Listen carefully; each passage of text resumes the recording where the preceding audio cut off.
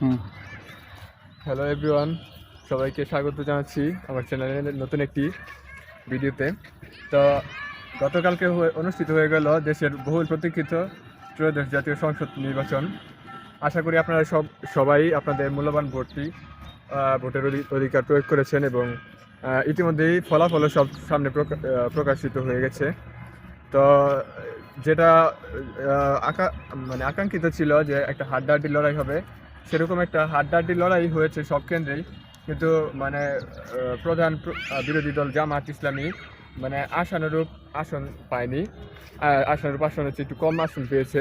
তো অনেকে ভেবেছিল যে জামাত ইসলামী হয়তো এবার ক্ষমতায় চলে যেতে পারে।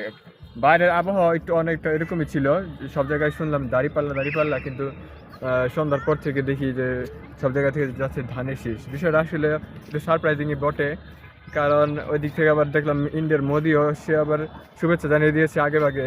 আবার ভারতের যারা কট্টরপন্থী আছে তারাও আবার এই বিজয়টা সেলিব্রেশন করতেছে।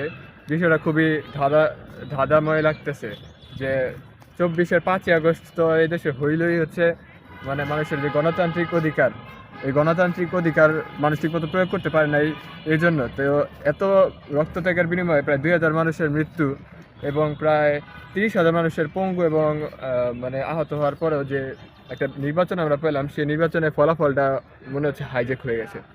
তো সেই বিষয়টা আসলে চিন্তা করলে খুবই খারাপ লাগে যে এরকম একটা ঘটনা ঘটলো এবং মানুষকে তার মানে পছন্দের প্রতিনিধি বাঁচতে সুযোগ দেওয়া হলো না।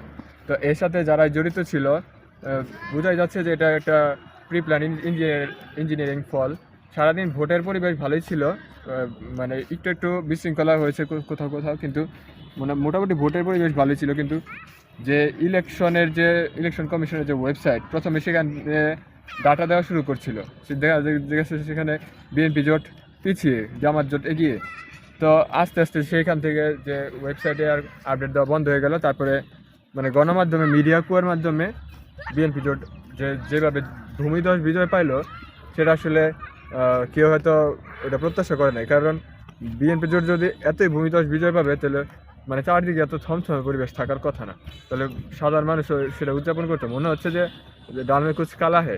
মানে যত পরিমাণ ভোট দিয়েছে মানুষ, মানে মানে সব তো আর তারা পায় নাই নিশ্চয়ই, কিন্তু সব জায়গায় দেখতেছি তারাই জিতে গেছে। মানে 2/3 বেশি যেভাবে তারা আগে প্ল্যান্ড ওয়েতে জরিপ করেছিল, জরিপ মানুষের সামনে তুলে ধরেছিল।